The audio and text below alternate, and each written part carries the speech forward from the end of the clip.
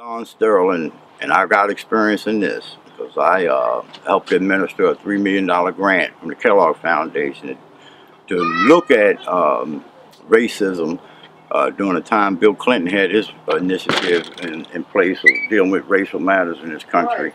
That Don Sterling is an elderly white man who grew up in an era where I got him.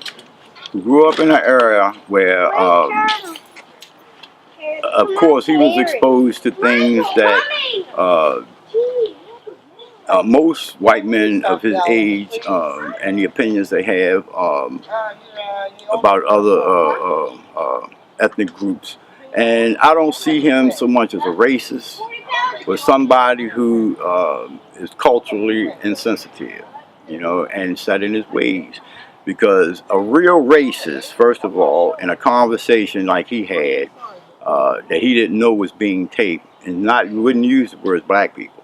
He would use the word nigger over and over again. And I done dealt with him, the Klans and all of them. I've dealt with a lot of white supremacists and people who have are real racist. But unfortunately, at 80 years old, he grew up in a period in this country where he's set in some ways, doesn't know how to properly express himself, and he doesn't need to be an owner of a team, and I think they made the right call. But my position in dealing with those things have always been to try to educate people like that, you know, because we have black folks right here in this city, for instance, who even use issues of race as a means to keep things off balance.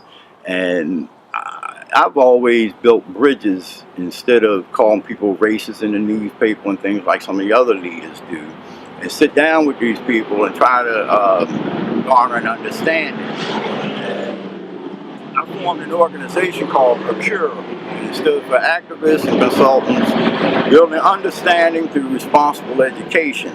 And where we explored everything and all the stereotypes, you know, from Latinos carrying knives and all these things. This is behind some stereotypes and some truth. But they were farmers, they carried knives, it was just a part of their cultural heritage. And if they got in the beef, sure, they might use them. But the same thing with us. You know, the way I look at it, the Europeans created a set a tone of racial intolerance and white supremacy throughout the world. We have to combat that by creating an environment where we have mutual understanding and education, and people begin to find out we have more in common than we have differences. And in this city, some of the approaches that we took worked, because Bay Ridge didn't like black people coming out to their pool. A white lady named Charlotte Zorn down there, a good friend of mine, her neighbors stayed on her about having black friends and whatnot. When, in sight of a couple of years of getting this grant from the Kellogg Foundation, we had black folks and white folks from the affluent neighborhoods here eating, and the kids playing with people from public housing. You know, but we have a group of blacks and whites in this city, both, who all play the race card. And people do that to divide those of us who are trying to make a difference and come together so that they have a platform, and I really think that's sad, because we had, I mean, in this city alone, I know upwards of $100 million would come through the city of Annapolis to help deal with some of the problems systemic in these black neighborhoods. That money would have been better spent if you wrote a check and gave every black family in this city a check and let them do with it what they want. But instead, the African American leadership in this city have created all these fake organizations where they take this money and get their cousin a job as a director, paying 40 grand. And I found that in every neighborhood where they had major drug problems, part of the problem was the African American leadership was involved in it. Whether or not it was their families, they provided cover for them. And Annapolis is unique because everybody around here knows one another and or are cross-related. So when you look out on the corner, you don't see strangers. You see some of your family members or your friends' family members. And so nobody wants to call the police and tell because they think you're ratting and all this other kind of craziness. But I used to tell in meetings at City Hall years ago, if I could snap my finger and turn every drug dealer in this city into a white boy, everyone is shooting in these neighborhoods, killing people into a white boy. The black leadership, NAACP, and all of y'all be screaming at the top of your lungs, do everything you can to get them out there. But because they look like us, it's supposed to be a difference. A criminal is a criminal. Black, white, green, Chinese, it doesn't matter. A criminal is a criminal in my eyes. And I don't care who's doing it, it needs to be dealt with. And you're not going to rush your way out the problem. You know, if every family, because every family knows what member of their family is doing and doing wrong, would just simply deal with their own, we clean this mess up overnight. Because I did it in my family. When I found out my cousins was on these corners selling drugs, I went to each and every one of them. I went to their parents, I went to their uncles and aunts, and we reeled our own in. So that now, they all got state jobs, they don't sell drugs no more. And it's going to take that kind of a village mentality to change stuff. People are scared, so I even tried to deal with that and let them know, yeah, you can go outside and approach these drug dealers, you know, but as long as you approach them a certain way with a sense of mutual respect, they'll listen to you. But peeping through the blinds and all that kind of stuff, it doesn't work, you know. And I was able to keep my entire area in this neighborhood pretty much free, drug free. The kids could play, and if I was looking for a kid, I could ask any drug dealer out there where they was, or they would bring them home because they knew they wasn't supposed to be where they're supposed to be. You know, these guys ain't bad guys. They're not demons. They say you sell drugs. See an old lady come, they take her trash, put it in a dumpster for her. They're not just, they're multi-dimensional people, just like everybody else. They're not just drug dealers. Some of them got a heart, but yeah, you got some that have a predatory nature out here that that don't care, and they can be dealt with and locked away. But the rest of these young boys and people out here can be dealt with in a way where you can literally save their life and change it and turn it around. You know, and the sad part of it is, I don't think you got too many people out here now that want to get involved in that kind of thing. You know, it's like what you're doing. My wife saw you over there the other day with those engaging those kids, and they were having rap battles, and you were filming and taping them and stuff. I hope you realize that that night, a whole lot of them went home with a better sense of themselves. That somebody took an interest in the things that they do, you know, because I mean, these kids are talented. A lot of them can draw, they can write and sing music, but nobody looks at the positive aspects of their lives and gives them the right accolade, you know. Even in school, for instance, I had to go talk to some principals and tell them, if you got a kid that gets in trouble, call me instead of their parents. Because, you know, when you call on these kids and their parents get out of your sight, you little motherfucker, why'd you do that? You know, this is the way they talk to, you know, and it doesn't help these little kids, you know, because they've been called more names than I watched a girl kick her 2-year-old down them stairs because he was walking too slow. You know, a girl over there get involved with a guy she ain't known for a couple of months, strangled her baby while she was at work.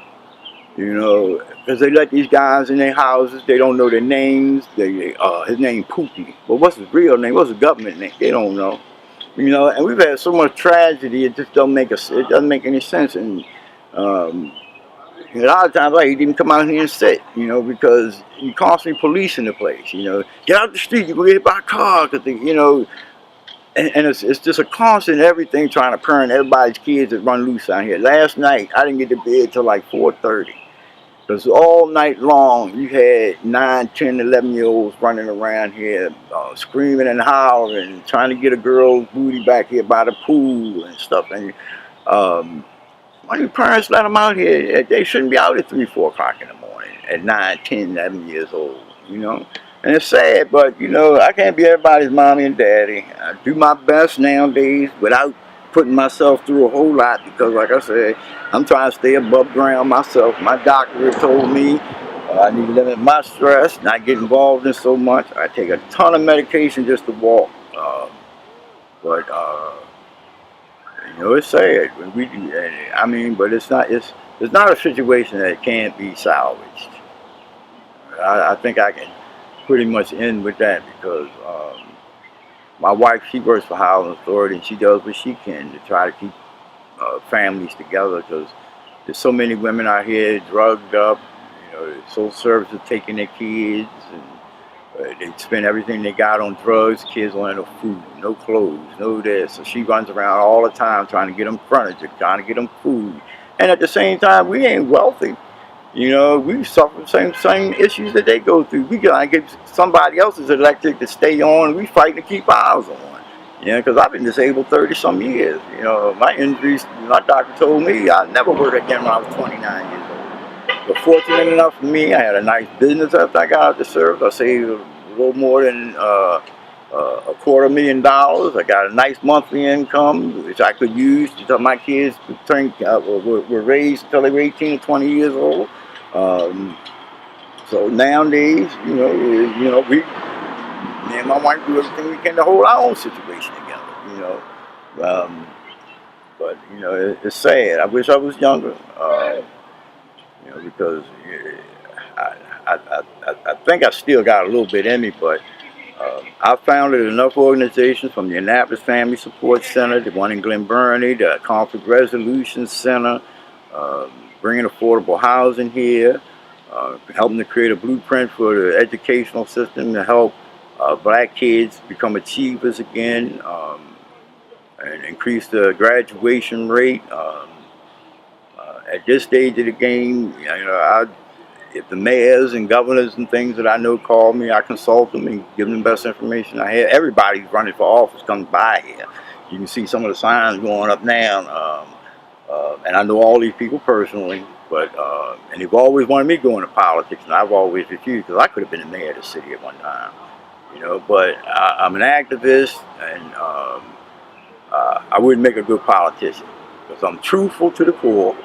And you got to play a game of you wash my back and I wash yours when you're a politician. And I know too many people in politics and on the Chamber of Commerce and others that snort crack, that snort cocaine, that do all kinds of things. And these are people that are elected leaders, and I know them personally and know what they do. Because I used my military intelligence background when I came home to sort of look into everybody who said they was anybody's background and find out what happens. And in the daytime, they're in front of cameras and the newspapers proclaiming they're helping to deal with the drug problem, the prostitution problem, the homeless problem. But at night, they're picking up prostitution, they're doing drugs. And these are well-known people. I mean, on some of them on a national level. And they drink E&J, snort cocaine. I mean, and it's sad. But and a lot of people know that they do these things, But what can I say? I'm one man, and they say one man can change the world. It can help, but there ain't nowhere in the world one person can change all the stuff that's out here today that's so systemic. And I'm not about to try no more. I'm gonna leave that up to the young people.